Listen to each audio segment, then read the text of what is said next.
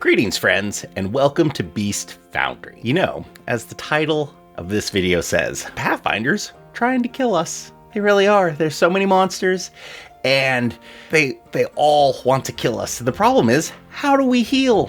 I see so many complaints about, we don't have enough time to heal, it takes too long, and all this other stuff. So we're gonna dive into that for you guys and help give you a leg up. So, Talo, roll the intro.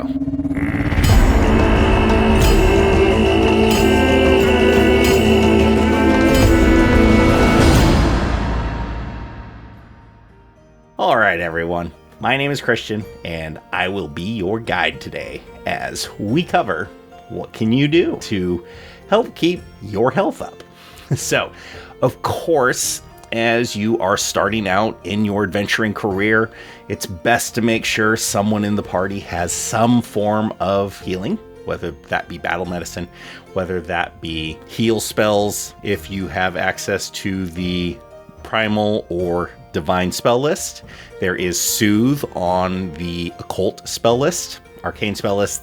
There are some tricky options you can do to help heal yourself. Not a lot you can do to heal your allies. So it's kind of important that you guys figure out exactly how are you going to deal with this. Alchemists have a lot of options. There are some pretty good items that they can get with soothing tonics, numbing tonics. Of course, the elixir of life is like pretty low rank healing for the most part.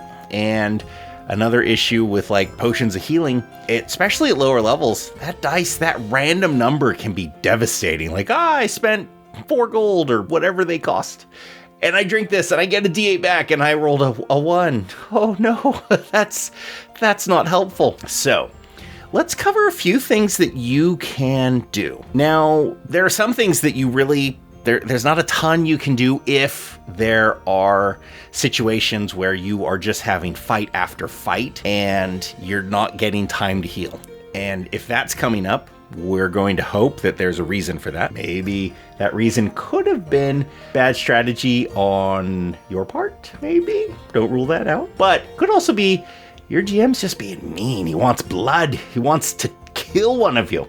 So don't let that happen. There are a lot of very interesting options that don't take a ton of time to help get you back in the game. One of the things I think people overlook is first level heal scrolls. They cost 4 gold, 2 action, that's 1d8 plus 8. 10 of them cost 40 gold, and it would take 1 minute to cast 10 first level Cure Light Wounds. Healing scrolls are a fantastic way to keep your hit points up. And I'm going to let you know a little secret. First level's the best. And I don't mean at first level, I mean all the time, if you have time. Basically, 1d8 plus 8 is the 2 action casting. That's how many hit points you're going to get back, 1d8 plus 8, when you cast a first level heal scroll. That heal scroll costs 4 gold. That's it, 4 gold. Even at first level, that's a very doable number. If you just gather the swords and armor from the enemies you kill and sell it, that's probably a couple of healing scrolls at first level. Easy. So 10 of those bad boys, which a combat round is 6 seconds. 1 minute is 10 combat rounds. So in 1 minute, you can cast enough healing to heal yourself 10d8 plus 80. That's huge. And that costs you 40 gold. That's it. 40 gold.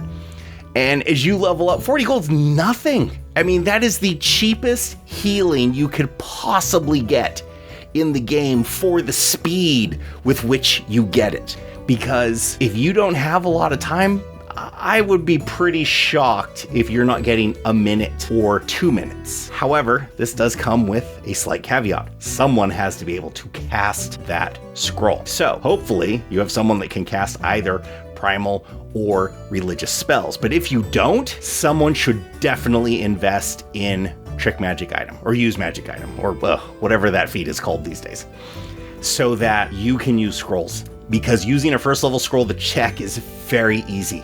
And you don't need higher level scrolls. You could probably take the assurance feat with whatever, with your divine or or with your religion or with your nature skill check to cast that spell, and it's a gimme. You'll never fail. So it's not that hard for any character to use this strategy. And again, if you had 2 minutes, 80 gold, that's 20d8 plus 160. Again, I would be very hard pressed to find a game where you didn't have 2 minutes between a fight. Yes, it happens. I'm not saying it doesn't, but that's definitely the outlier. So the ability to make that happen versus, I need to do a medicine check and I can only do one every 10 minutes and I have to do it on this character, then I have to do it on this character, or I need a bunch of feats so that I can do it on multiple characters. This is an easy out for this, and I cannot stress that enough. Something else that I really don't see a lot of people using, there is a Aeon Stone. It is a 3rd level item. It is a pearly white spindle. It is 3rd level. It is 60 gold pieces. You can have it invested. You can just stow it so that you're not using it. But when you need it, you can pull it out. It heals 1 hit point per minute. So you don't need to really be worrying about a ton of resources. If you're, traveling between areas after a fight and you've probably got an hour or 2 between a fight, every hour is 60 hit points. I cannot recommend these enough. They are cheap. You should have one. Every character should have one because 20 minutes of walking is 20 hit points. How many times have you been in the situation where, I only need 10 hit points and I'd be full, and like, well, I don't want to use the resources to do that or take the time. We're just going to go on. Well, if you had that out while other characters were being healed, if it took 30 minutes for your character that has medicine in the group to medicine everyone, you would have already gained 30 hit points while you had that out. And if all of you had it, you all would have. It makes a huge difference. For other characters, especially your melee combatant types, there was an item introduced in Adventurer's Vault called the Trollhound Vest. This is a fantastic piece of armor. It is hide armor, so it's the middle of the road, but it comes with an action, or a reaction. Trigger, you take damage from a melee attack while you have half or fewer your normal maximum hit points. Effect, you heal 3d8 hit points. So you can do this every round. And, I'm not saying that, your DM might not get mad at this, but trigger is you take damage from a melee attack. Your wizard could just be like, poke. And, reaction, I heal 3d8 outside of combat. There is no limit to this. It does not say you can only use it once per 10 minutes or even once per minute. You can use this every round as long as you have a reaction to activate it and you're below half health. So a very good way to get a character up in health. Just saying, something you might want to consider. So, think outside the box, look at the items, but what I've given you here is an easy and cheap way to keep your characters at full hit points, combat ready to just get into the fight and lay waste to your enemies.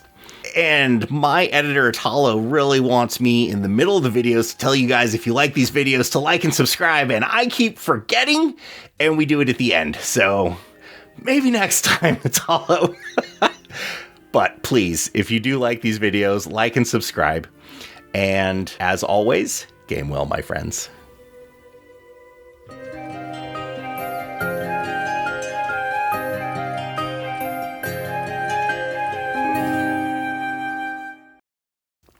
So, if you had 10 minutes, no, hold on. Why is that? 1 minute. You can cast 6 seconds. Yeah, 1 minute. Shit. Altalo, I don't remember where I was. Let's start this over. Cure Light Wound Potions are... start over. Healing...